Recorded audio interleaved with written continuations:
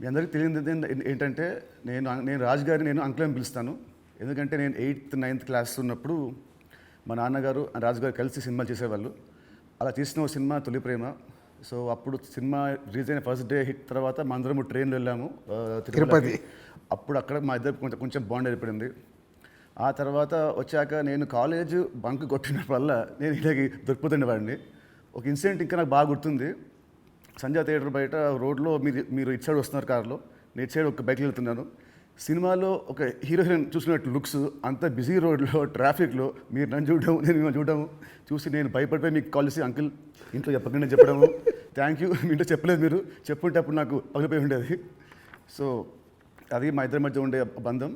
So ఆ తర్వాత కలిసి నేను హీరో అయ్యాను, తను ప్రొడ్యూసర్ అయ్యాడు.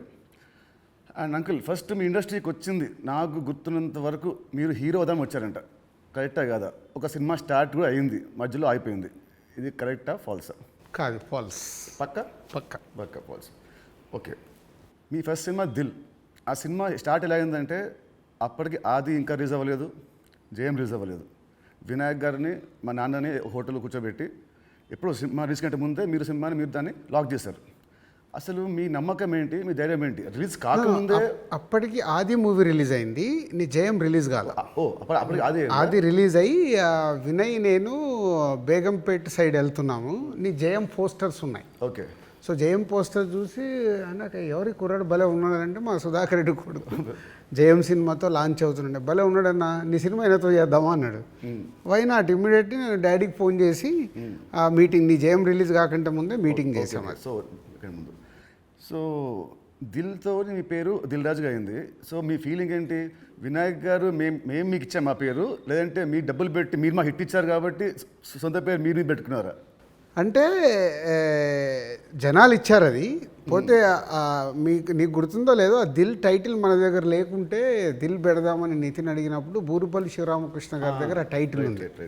నేను వెళ్ళి అడిగి ఆ టైటిల్ తీసుకొచ్చాను, మాకు ఈ సినిమా బాగుంటుందండి అని. So thanks to Burupalli Sivaramakrishna గారు, ఆ టైటిల్ ఇవ్వడం వల్ల అది దిల్ రాజు అనేది బ్రాండ్ అయిపోయింది, ట్యాగ్ అయిపోయింది. సో ఇప్పుడు మీరు ఎస్విసితో పాటు లార్వేన్ ఏ company, Dil Raju productions, Dil Raju dreams, ఇలా మీ బయోపిక్కి తగ్గట్టు కంటెంట్ని బాగా గట్టిగా నేస్తున్నారు. So next Dil Raju directs అని చూడొచ్చా? లేదు. ఎందుకు? ప్రస్తుతానికి లేదు. సినిమా మీకు కెమెరా తెలుసు, మీకు నాలెడ్జ్ ఉంది, ఎడిటింగ్ తెలుసు, అన్నీ తెలుసు, మీకు ఎందుకు తీయట్లేదు? సో నాకు డైరెక్షన్ చెయ్యాలని ఎప్పుడు ఆలోచన రాలేదు.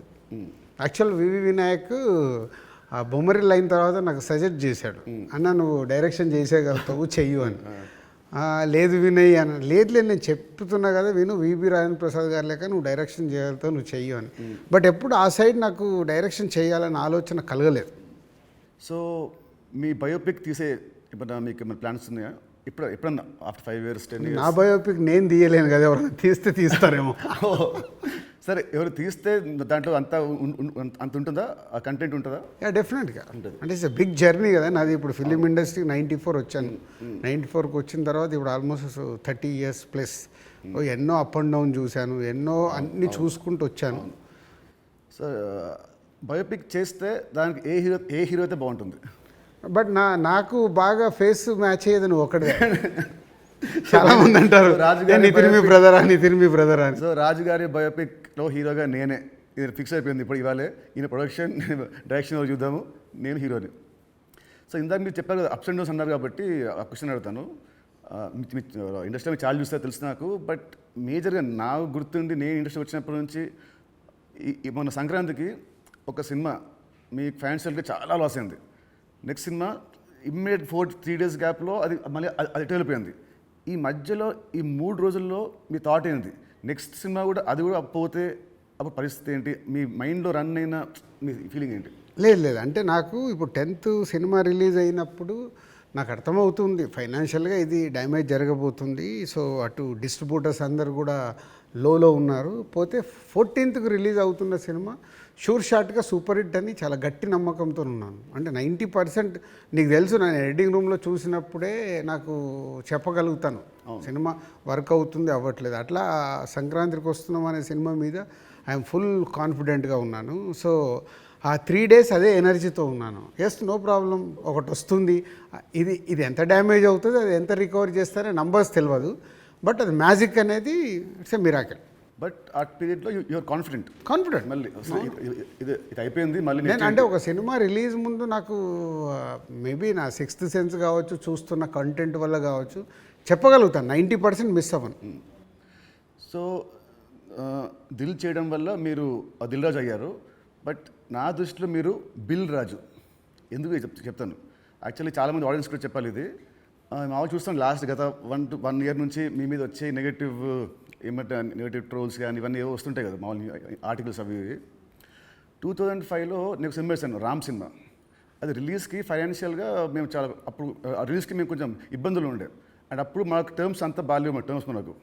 అయినా మీరు వచ్చి ఆ నైట్ ఒక పెద్ద అమౌంట్కి మీరు సైన్ చేశారు. సో టర్మ్స్ బాగాలేనప్పుడే మీరు నాకు హెల్ప్ చేశారు. ఇలాంటివి మీరు చాలామంది హీరోస్కి, చాలా ప్రొడ్యూసర్స్కి, డైరెక్టర్స్కి మీరు చాలా హెల్ప్ చేశారు. ఇది నాకు తెలుసు. సో ఈ మధ్య వచ్చి మీరు ఒక సినిమా బొక్కేస్తారంటే అది నాకు I want to clear to audience that ప్రతి సినిమా చిన్న పెద్ద లేకుండా అందరు హెల్ప్ చేసేవాడు మీరు. అండ్ దీంట్లో చాలా డబ్బులు మీకు చాలామంది మీకు వెనక్కి మీకు ఇచ్చారు లేరు కూడా నాకు తెలియదు. బట్ ఈ హెల్ప్ చేసిన ఇంతమంది మీరు కష్టాల్లో ఉన్నప్పుడు వీళ్ళు కూడా మీకు తిరిగి హెల్ప్ చేస్తారని అనుకుంటున్నారా? అంటే బేసిక్గా నా లైఫ్ స్టార్ట్ అయింది ఎక్కడ అంటే నితిన్, నా కాస్ట్యూమ్ కృష్ణ గారికి నేను చాలా స్టోరీలో చెప్పాను. అరుంధతి అనే సినిమా 36 lakhs కొంటే 2 lakhs నేను రిలీజ్ రోజు కట్టలేదు. తర్వాత తీసుకెళ్ళి ఆయన ఫోన్లు ఎత్తకుంటే కూడా నేను పట్టుకొని వెళ్ళి 2 lakhs ఇచ్చి వచ్చాను. తర్వాత వారు నాకు పిలిచి పెళ్లి పందిరి చేసే వరకు వదిలిపెట్టలేదు.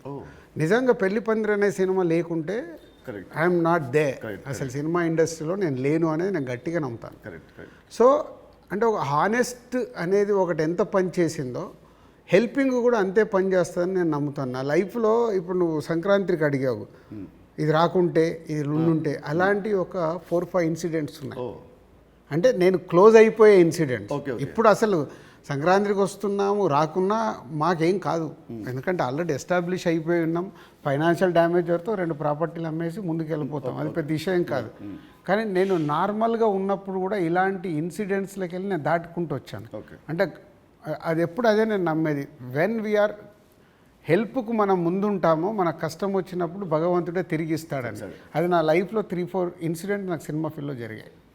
దిల్ మీద చేసినప్పుడు ఆ రోజుల్లో ఇట్ వాజ్ ఆ రోజు సినిమాకి ఖర్చు మీరు బాగా పెట్టారు. ఆ రోజు బాగా పెట్టారు. అండ్ అందుకే అప్పటికి మన వినాయక్ గారికి ముందు సినిమా కూడా అంత ఆడలేదు, బట్ స్టిల్ మీరు ఖర్చు బాగా పెట్టారు. ఆ సినిమా హిట్ అయింది, దాంతో మీ లైఫ్ మారిపోయింది. ఇప్పుడు తమ్ముడు సినిమాకు ఒక రిఫరెన్స్ లేకుండా కూడా మీరు ఈ సినిమాని ఇంత ఖర్చు పెట్టారు. దీని మీద నమ్మకం, కథ మీద నమ్మకమా, డైరెక్టర్ మీద నమ్మకమా, ఆర్ ఈ తమ్ముడు సినిమా మీకేం తెస్తుంది? పేరు తెస్తుందా, డబ్బు తెస్తుందా? అంటే ఈ సినిమాకు బేసిక్గా నేను క్రెడిట్స్ ఇచ్చేది డైరెక్టర్కే. ఎందుకంటే ఎంసీఏ అండ్ వకీల్ సాబ్ తర్వాత ఆయన రాసుకున్న కథని ఇప్పుడు ఉన్న సినారియోలో అంటే ప్రేక్షకుల్ని థియేటర్కి తీసుకొచ్చి ఒక ఎక్స్పీరియన్స్ ఇవ్వాలని ఏదైతే చూశాడో, అందుకే నువ్వు కూడా షూటింగ్లో చూసినావు, ఆయన తీసుకుంటూ వెళ్తుంటే నేను ఎప్పుడు ఆపలా. ఒక డైరెక్టర్ ఏమో అడుగుతున్నాడు, ఎలా అచీవ్ చేయాలి, అది అచీవ్ చేయండి అని చెప్పా. అది అయిపోయిన తర్వాత నేను ఎప్పుడైతే యావిడ్ రూమ్లో సినిమా చూసుకున్నానో అప్పుడు నాకు అది ఎస్, వేణు అడిగింది ఇచ్చాను కాబట్టి ఆయన ఈ సినిమాని ఇవ్వగలుగుతున్నాడని. ఈవెన్ రాత్రి ఇప్పుడు నువ్వు ఒక భయంలో ఉన్నావు, ఎందుకంటే మనం లోలో ఉన్నప్పుడు చాలా భయంలో ఉంటాం. నేను అవన్నీ చూసేసాను. నైట్ నువ్వు నాకు ఫోన్ చేసి ఒక రీల్ చూసేసి ఒక ఎగ్జైట్మెంట్తో ఫోన్ చేసావు. ఎందుకు? అది ఇప్పుడు మనం చూస్తున్నాం, ఒక సినిమా ఇలా షేప్ అయింది, సౌండ్తో ఇలా చూసినప్పుడు ఇలా ఉంది, ఒకటి ఉంటుంది కదా, అదే ఎగ్జైట్మెంట్. అదే నన్ను తమ్ముడికి ఎంతైనా ఆలోచించకుండా డైరెక్టర్ అడిగినట్టు చేయమని చెప్పాను. అండ్ దిల్ అప్పుడు కానీ లేదా మన లాస్ట్ సినిమా శ్రీనివాస్ కళ్యాణ్ కానీ మీరు షూటింగ్కి మీరు ఆల్మోస్ట్ ఎవ్రీడే వచ్చేవారు. ఈ సినిమాకి మీరు ఉట్టి 2 సార్లు వచ్చారు, అది కూడా గంట సేపు.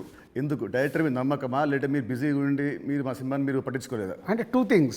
ఇప్పుడు అనిల్ రావిపూడి కానీ, వంశీ పైడిపల్లి కానీ, అలాగే ఇప్పుడు శ్రీరామ్ వేణు కానీ, అంటే నాతో వాళ్ళందరికీ big journey, number of movies చేస్తున్నాం. అంటే వాళ్ళ వేవ్ లెంత్ ఏంటో నాకు తెలుసు. సో తెలిసినప్పుడు నేను వాళ్ళ దాంట్లో నేను ఇంటర్ఫియర్ కాను. సో నాకు కథ దగ్గర అనిపించింది చెప్తాను, ఎడిటింగ్ రూమ్లో అనిపించిందే చెప్తాను. నాకు ఇలా అనిపిస్తుంది, మీరు చూసుకోండి, ఇలా చెయ్యండి అని నేను చెప్పను వాళ్ళకు. ఎందుకంటే వాళ్ళకి నాకు క్వశ్చన్ వేస్తే దే విల్ అండర్స్టూడ్, అంటే నేను ఏం ఫీల్ అవుతున్నాను ప్రేక్షకుల్లాగానే. కొంతమంది దర్శకులతో ఇలా నాకు సింక్ అవుతుంది, అలా సింక్ అయిన వాళ్ళే వీళ్ళు. అందుకే వీళ్ళతో నంబర్ ఆఫ్ సినిమాలు చేసిన వాళ్ళు అది అవుట్పుట్ తెచ్చుకోవడానికి వాళ్ళే ఎక్కువ కష్టపడతారు, ఎందుకంటే వాళ్ళకు రిజల్ట్ కావాల్సిందే కదా. సో నేను ఇప్పుడు శ్రీనివాస కళ్యాణం ఉంది, ఇప్పుడు శతమానం భవ తర్వాత శ్రీనివాస కళ్యాణం చేస్తున్నాను కాబట్టి ఫుల్ టైం సో అక్కడే ఉండి ఎలా తీయాలి ఏంటి, సో ఏదైనా తప్పు జరుగుతుంటే కూడా సతీష్కు చెప్పి కరెక్ట్ చేయడం. సో అది నా ప్రాసెస్, ఏ సినిమాకు ఉండాలి ఏ సినిమాకు ఉండకూడదని నేను ముందే ఫిక్స్ అవుతాను. సో తమ్ముడు అనేది దిల్ రాజు సినిమానా లేదంటే వేణుశ్రీరామ్ సినిమా? వేణుశ్రీరామ్ సినిమా 100% మొత్తం ఇంటర్గ్రేట్. సో ఇంకోటి ఇప్పుడు మామూలుగా మిమ్మల్ని ఏం అడుగుతారు, ఇప్పుడున్న దిల్ రాజు పాత దిల్ రాజుకి ఏం చెప్తాడని అందరూ అడుగుతారు. నేను అడిగేదంటే అప్పుడున్న ఓన్లీ రాజు ఇప్పుడున్న దిల్ రాజుకి ఏం చెప్తాడు? అది 22 years జర్నీ. అంటే అంటే సినిమా అంటే సినిమా నీకు మనకు అండర్ ప్రొడక్షన్లో ఉన్నప్పుడు షూట్ జరుగుతున్నప్పుడు నీకు దుబాయ్లో సాంగ్ చేస్తుంటే సడన్గా బైక్ స్కిడ్ అయ్యి నీ కాలు పైన పడింది. కాలు పైన పడితే మధ్యాహ్నంకి వెళ్ళి షూటింగ్ ఆపేసాం. అది నాకు ఫస్ట్ ఫిలిం. షూటింగ్ ఆపేసిన తర్వాత చిన్న నీకు ఎయిర్లైన్ ఫ్రాక్చర్. వినాయక్ ఇక్కడ ఉన్నాడు, నెక్స్ట్ ఠాగూర్ సినిమాలో బిజీగా ఉన్నాడు, అన్న మీరు వెళ్ళి సాంగ్స్ తీసుకొని రండి అన్నాడు. నీకు ఎయిర్లైన్ ఫ్రాక్చర్ అయ్యి మన హోటల్కి వెళ్ళిన తర్వాత ఇంకా మనం నెక్స్ట్ డే షూటింగ్ చేయడానికి స్కోప్ లేదు, ప్యాకప్ అందరు రిటర్న్ వెళ్ళిపోవాలి. సో అప్పుడు లక్ష్మణ్ అంకులు శిరీష్ అంకులు టెన్షన్లో ఉన్నారు, నేనేమో వెళ్ళిపోయి పడుకున్నాను. పడుకొని 4 o'clock లేసేసి శంకర్ మాస్టర్ డోర్ కొట్టి, మాస్టర్ రేపు నైట్ వెళ్ళిపోవాలి, నీకు ఇప్పుడు 2 పాటలలో ఏమేమి బ్యాలెన్స్ ఉన్నాయో ఒక్కసారి లిస్ట్ రాయని 6 గంటల వరకు కూర్చొని ఆయనతో రాపిచ్చి, ఇవి నితిన్ కాలు కింద పెట్టకుండా నువ్వు ఎలా మేనేజ్ చేయగలుగుతావు అంటే శంకరు నేను మళ్ళీ డిఓపిని పిలుచుకొని మేము కూర్చొని డిజైన్ చేసాం. డిజైన్ చేసి మీకు చెప్తే మీరు అందరూ ఏంటి షూటింగ్ ఉందా ఎలా చేస్తారు అంటే ఇలా చేయబోతున్నాం, విల్ ఫినిష్ నెక్స్ట్ 2 days అని నీ కాలు కింద పెట్టనివ్వకుండా 2 రోజులు షూటింగ్ చేయించా కూర్చొని స్టాండింగ్. అంటే నా మొదటి సినిమా నాకు ఆ సిచ్యువేషన్ అలాంటిది. ఆ రోజు 2 రోజులు షూటింగ్ ఆగకుండా చేసుకొని వచ్చి రిలీజ్కి ముందు మళ్ళీ ఆర్ఎఫ్సికి వెళ్ళి ఆ బ్యాలెన్స్ షాట్లని 2 పాటల్లో తీసి మ్యాచ్ చేశాం. అంటే అది నా ప్యాషన్. అంటే మొదటి సినిమాలోనే నేను ఒక సమస్య వస్తే దాన్ని జాగ్రత్తగా హ్యాండిల్ చేసుకొని సినిమాకి ఎలాంటి డ్యామేజ్ జరగకుండా చేయగలిగా. అదే మామూలు రాజు నుంచి దిల్ రాజుగా షిఫ్ట్ అవ్వడం. అంటే నాట్ ఓన్లీ దిల్, ఇలాంటి సో మెనీ ఫిలిమ్స్కి సో మెనీ ఎప్పుడు వస్తూనే ఉంటాయి. అవన్నిటిని జాగ్రత్తగా హ్యాండిల్ చేసుకుంటే 58 సినిమాలకు రీచ్ అయ్యాను. అదే ఫస్ట్ సినిమా దిల్లప్పుడు కూడా మీ అన్నింటిలో మీరు చాలా మీరు ఇన్వాల్వ్ అయ్యారు. ప్రతి దాంట్లో స్టోరీల నుంచి సీన్స్ నుంచి కొన్ని సీన్స్ మీకు నచ్చకుంటే మీరు వినాయక్ మీరు చెప్పలేకపోతే మీరు నా చెప్పేవాళ్ళు, నితిన్ చెప్పా ఈ సీన్ బాగా గుర్తున్నా దాంట్లో ఉంటుంది ఒక ఎపిసోడ్, ఒకటి టాలీగట్ ఎపిసోడ్ ఉంటుంది ఒకటి, అది సినిమా లేదు. సో అదే సో మీ ఉత్సాహాన్ని చూసే సుకుమార్ గారు సినిమా రైటర్ కదా, ఆయన పెట్టాడు సినిమాలో ఒక డైలాగ్ వస్తుంది, మై నేమ్ ఇస్ రాజు అంటే ఒకటి వచ్చి ఎందుకంత ఫోజు మిమ్మల్ని చూసే పెట్టాడు డైలాగ్, గుర్తున్నది బోర్డు మీద రాసి బోర్డు మీద. సో 2003 రాజుగారి దగ్గర ఉన్నదేంటి, ఇప్పుడు రాజుగారి దగ్గర లేనిదేంటి? ఉన్నది 2003కి ఇప్పటికీ ఉన్నది. సినిమా అంటే అవలీలగా ఎక్స్పీరియన్స్తో పాటు వచ్చిన ఎక్స్పీరియన్స్తో పాటు సో ఈజీగా ఎలాంటి సిచ్యువేషన్ అయినా హ్యాండిల్ చేసే కెపాసిటీ అండ్ సినిమా పైన ఇంకా అవగాహన ఉంది. ఇది సాధించాను. లేనిది 2003 నుంచి 2010 వరకు ఒక్కొక్క సినిమా తీస్తూ ఒక్కొక్క కొత్త డైరెక్టర్తో జర్నీ చేస్తూ అద్భుతమైన జాబ్ సాటిస్ఫాక్షన్తో జర్నీ చేశా. 2014 తర్వాత అంటే ఆ పీరియడ్ తర్వాత నంబర్ ఆఫ్ ప్రొడక్షన్స్కు షిఫ్ట్ అయిపోయి సో దాన్ని ఎంజాయ్ చేయలేకపోతున్నా. అది ఇప్పుడు లేదు, ఆ ఎంజాయ్మెంట్ లేదు. Job satisfaction enjoyment job satisfaction ఉంది, ఎంజాయ్మెంట్ అంటే మార్నింగ్ 7కు నేను లొకేషన్కి వెళ్ళిపోయి ఈవినింగ్ ప్యాకప్ వరకు ఉండి మళ్ళీ వచ్చి నెక్స్ట్ డే సీన్ గురించి వెళ్ళి ఆఫీస్లో కూర్చొని 10 వరకు కూర్చొని అదొక ఎంజాయ్మెంట్ నాకు. I'm missing that. ఇప్పుడు ఆడియన్స్ సినిమా థియేటర్కి చెప్తారు మామూలు, ఇప్పుడు ఆడియన్స్ ఇప్పుడు ఎక్కువ రావట్లేదు, అది ప్రొడ్యూసర్గా ఏం చేయాలో మీరు చెప్తున్నారు. ఫర్ అ చేంజ్ మీరు హీరో అయితే హీరోగా మీరు ఆడియన్స్ థియేటర్ రావడానికి మీరు ఏం చేస్తారు? ప్రొడ్యూసర్గా చెప్తున్న దిల్ రాజు చెప్తున్న అన్ని పాయింట్స్ని నేను నితిన్ ప్లేస్లో ఉంటే నేను ముందడిగేసి అరే ఇవన్నీ ముందు మొదలు పెడదామని మొదలు పెడతాను. సరే, దిల్కి అండ్ తమ్ముడికి ఈ మధ్యలో మీరు ఏమంటారు నా పర్ఫార్మెన్సా నాలో చూసిన చేంజ్ ఏంటి, మార్పు ఏంటి, ప్లస్ అండ్ మైనస్? ప్లస్లు చాలా నువ్వు అప్పటికి ఇప్పటికీ ఏంది న్యాచురల్గా ఒక 22-23 ఇయర్స్ నువ్వు యాజ్ యాక్టర్గా ఇక్కడ వరకు జర్నీ చేసావు. అంటే నాకంటే సీనియర్ నువ్వు యాక్చువల్ 1 ఇయర్ సీనియర్. నేను 2003లో ప్రొడ్యూసర్ని అయ్యా, నువ్వు 2002లోనే హీరో అయ్యావు. అంటే నాకంటే 1 ఇయర్ సీనియర్. సో నీకున్నది ఆ ఎక్స్పీరియన్స్ వచ్చింది ప్లస్. సో ఆ ఎక్స్పీరియన్స్తో నేను ఎలా హ్యాండిల్ చేస్తున్నానో థింగ్స్ని హ్యాండిల్ చేయగల కెపాసిటీ వచ్చింది, మేనేజ్ చేయగలిగే కెపాసిటీ లేనిది. అంటే 23 సంవత్సరాలలో నువ్వు అంటే ఇప్పుడు ఒక దిల్ రాజుగా నేను నీకంటే జూనియర్ని 1 ఇయర్ని సాధించుకుంటూ ఒక టాప్లోకి వచ్చా. నితిన్ని నేను అలా ఊహించా. నేను దిల్ సినిమా చేస్తున్నప్పుడు, ఆర్యా సినిమా చేస్తున్నప్పుడు బన్నీని, దిల్ సినిమా చేస్తున్నప్పుడు నిన్ను, అంటే వీళ్ళు నాకు ఫ్యూచర్ స్టార్స్ అని ఊహించా. కానీ నువ్వు ఆ మార్క్ అచీవ్ చేయలేకపోయావు, నువ్వు కోల్పోయింది అదే అనేది నా ఫీలింగ్. ఇప్పుడు తమ్ముడితో నాకు మళ్ళీ వస్తుందనుకుంటారా ఆ పూర్వ వైభవం? తమ్ముడితో సక్సెస్ఫుల్ హీరోగా వస్తావు, కానీ ఇది సరిపోదు. ఎల్లమ్మతో కొట్టాలి. సో దిల్కి సీక్వెల్ చేసే ప్లాన్ ఏమైనా ఉందా? ఎందుకంటే అదొక మంచి బ్రాండ్ వాల్యూ. మళ్ళీ వినాయక్ గారితో నాతో దిల్ పార్ట్ 2 అంటే అప్పుడు ఫాదర్ క్యారెక్టర్ నువ్వు వేయాలి, కొడుకు క్యారెక్టర్ నువ్వు వేయాలి. ఉంది కదా, ఇలాగ సినిమాలో ఉంది కదా, ఇచ్చాం కదా మనం లీడ్. కరెక్ట్, సినిమాలో మనకు లీడ్ ఉంది, మనకు సినిమా లీడ్ ఉంటుంది. అది వేసుకొని లాస్ట్ సీన్ అదే ఉంటుంది, ప్రకాష్ రాజ్ గారిది ఫోటో మీదకి వెళ్ళి రివీల్ చేస్తే అలా చేయాలి. అప్పుడు 1 వర్డ్ ఆన్సర్స్ కావాలి. 1 వర్డ్ ఆర్ 2 వర్డ్స్, మీ ఇష్టం. 1-2 వర్డ్స్ ఆన్సర్స్. మీకు చెప్తాను కొన్ని పేరు వినగానే మీకు వచ్చే ఫస్ట్ మీ థాట్స్. పవన్ కళ్యాణ్ గారు is my star. Mahesh Babu గారు. మహేష్ గారు మా ఇద్దరికి ఒక తెలువని అండర్లింక్ ఉంటుంది. ప్రభాస్ గారు ఈజ్ మై డార్లింగ్. ఎన్టీఆర్ గారు. మై నాన్న. నాన్న అని పిలుస్తాను నేను. ఓ అదేంటి ఆ లింక్ ఏంటి? అది అప్పుడు తారక్తో డిస్ట్రిబ్యూటర్గా ఉన్నప్పుడు క్లోజ్నెస్ ఉండి బృందావనం చేస్తున్నప్పుడు అప్పటికి కొడాలి నాని గారు వీళ్ళందరూ తారక్తో ఉండేవాళ్ళు. వాళ్ళందరూ నాన్న నాన్న అని పిలిస్తే నాకు అది ముద్దుగా అనిపించేది. అంటే నాకు ఈ అవకాశం ఉంది కదా అని అప్పటి నుంచి నేను కంటిన్యూ. తారక్ నన్ను అన్న అంటాడు, నేను నాన్న అంటాడు. బాగుంది. Charan garu. His megastar son. So ఒక సినిమా అంటే ప్యాషన్గా మెగాస్టార్ సన్ అయినా ఎదుగుతూ ఎదుగుతూ వచ్చిన is a star hero. Allu Arjun garu. Bunny is my brother. Next Shirish Reddy garu. Shirish అందరికీ తెలిసింది మై బ్రదర్. పోతే మా ఇద్దరికి సినిమా దాంట్లో ఎప్పుడు ఒక కాన్ఫ్లిక్ట్లో ఉంటాం. అవునా? ఓకే. అంటే ఆలోచన విధానంలో కాన్ఫ్లిక్ట్గా మాట్లాడుతుంటాం, బట్ కన్క్లూడ్ చేస్తాం, రిజల్ట్ ఉంటుంది మాకు. About Venu Sriram. Venu is my boy. Thammudu సినిమాని 3 ముక్కలు చెప్పాలంటే Thammudu, what is Thammudu for you? Nithin నాకు తమ్ముడు, వేణు నా తమ్ముడు. తమ్ముడు సినిమా మీకు పేరు తెస్తుందా, మీకు డబ్బు తెస్తుందా? ఫస్ట్ పేరు తెస్తుంది, తర్వాత నేను పెట్టిన డబ్బు తెస్తుంది, ఇంకా అద్భుతాలు జరిగితే లాభాలు తెస్తుంది. సో July 4th సినిమా వస్తుంది తమ్ముడు. సో ఆడియన్స్కి మీరేం చెప్తారు? ఎస్, అన్ని ఇంటర్వ్యూలలో చెప్తున్నట్టే.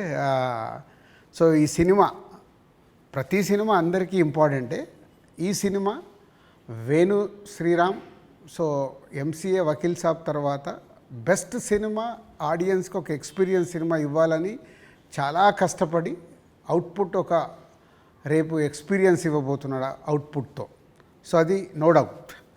సో దిల్ రాజుగా నాకు సంక్రాంతికి వస్తున్నాం ఒక బ్లాక్ బస్టర్ అయితే, దాని తర్వాత మా బ్యానర్ నుంచి వస్తున్న వెంకటేశ్వర క్రియేషన్ నుంచి వస్తున్న ఒక మంచి సినిమాతో దిల్ రాజు మీ ముందుకు తీసుకొస్తున్నాడు ఈ సినిమాని. ఇది నాకు సక్సెస్తో పాటు ఒక ఎనర్జీని ఇస్తుంది. బట్ నితిన్కి ఇది సక్సెస్ చాలా అవసరం. సో ప్రాపర్గా సినిమాని మీకు నచ్చే విధంగా రెడీ చేసి మీకు తీసుకొస్తున్నాం. July 4th మీరు థియేటర్కి రండి, ఫ్యామిలీస్తో వచ్చి మీరు ఎంజాయ్ చేస్తారు సినిమా, అది నా ప్రామిస్. ఎంజాయ్ చేసిన సినిమాని బయటికి వెళ్ళిన తర్వాత మీరే చెప్తారు ఒక వావ్, అంటే నితిన్కి ఒక కొత్త సినిమా, కొత్త అప్రోచ్. ట్రైలర్ కంటే ముందు తమ్ముడు వేరు, ట్రైలర్ వచ్చిన తర్వాత నితిన్తో ఇలా తీశారు ఆ సినిమా అన్నారు, అది ఫస్ట్ పాయింట్. అలాగే తమ్ముడు అని టైటిల్ పెట్టుకొని ఏ సర్టిఫికేట్ తీసుకున్న దిల్ రాజు. సో ఇది సెకండ్ పాయింట్. అంటే థియేటర్ ఎక్స్పీరియన్స్ కోసం కాంప్రమైజ్ అవ్వకుండా ఏ సర్టిఫికేట్ కూడా తీసుకున్నాము. యూఏ సెన్సార్ వాళ్ళు కొంచెం లెంత్ తగ్గించుకొని యూఏ తీసుకోండి అన్న కానీ ఏ సర్టిఫికేట్ తీసుకోవడానికి థియేటర్లో ఎక్స్పీరియన్స్ మిస్ అవ్వకూడదు. ఏదైతే డైరెక్టర్ అనుకున్నాడో, నితిన్ ద్వారా ఏదైతే మీకు అందివ్వాలనుకున్నాడో, నితిన్ చుట్టూ ఒక 5 ఉమెన్ని పెట్టి ఒక కాన్సెప్ట్ ఫిలింగా 80% ఆఫ్ ద ఫిలిం మీకు ఫారెస్ట్లో ఉంటుంది. ఇది 24 అవర్స్లో జరిగే కథ. ఒక ఎక్స్పీరియన్స్ మట్టుకు డెఫినెట్గా ఈ సినిమాతో పొందుతారు. Please come and watch in theatres from July 4th. తమ్ముడు సినిమా ఉంది. తమ్ముడు సినిమా రిలీజ్ కాకముందే మీరు నాకు వెళ్ళమ్మా అనే ఒక కథ వినిపించారు. మామూలు ఇండస్ట్రీలో ఉంటుంది, ఈ సినిమా హిట్ అయితే నెక్స్ట్ సినిమా చేస్తాము అని ఉంటుంది. మీకు ఏంటి మళ్ళీ మీ మైండ్ సెట్ ఈ సినిమా రిజల్ట్తో సంబంధం లేకుండా నాతో నెక్స్ట్ సినిమా చేస్తున్నారు, ఇమీడియట్ సినిమా? సేమ్ నాకు సుబ్రహ్మణ్యం ఫర్ సేల్ జరుగుతుంది తేజుతో. అనిల్ రావిపూడి పటాస్ రిలీజ్ అయింది. పిలిచి అనిల్ సినిమా చేస్తా అన్నప్పుడు సుబ్రహ్మణ్యం ఫర్ సేల్లో ఒక సాంగ్ చూపించి ఈ హీరోతో సినిమా చేద్దామని చెప్పా. అప్పటికే పిల్ల నువ్వు లేని జీవితం చేశాం గీత వాళ్ళతో కలిపి. So Subrahmanyam for sale cinema hit అవ్వబోతుందని నాకు అర్థమైంది. నాకు అర్థమై వైనాట్ అంటే పటాస్ పెద్ద హిట్ అయింది. సుబ్రహ్మణ్యం ఫర్ సేల్ హిట్ అయినప్పుడు వాళ్ళిద్దరు కలిస్తే సుప్రీం అయింది. ఓకే. సో ఇది అలాగే తమ్ముడుతో నితిన్కి మళ్ళీ సక్సెస్ వస్తుంది. బలగంతో ఆల్రెడీ వేణు సక్సెస్ కొట్టాడు. వీళ్ళిద్దరు కలిస్తే ఎల్లమ్మ అద్భుతంగా ఉంటుందని నా విజన్. ఓకే, మీ విజన్ మనస్ఫూర్తిగా అవ్వాలని కోరుకుంటున్నాను. Thank you uncle, thank you so much. Thank you.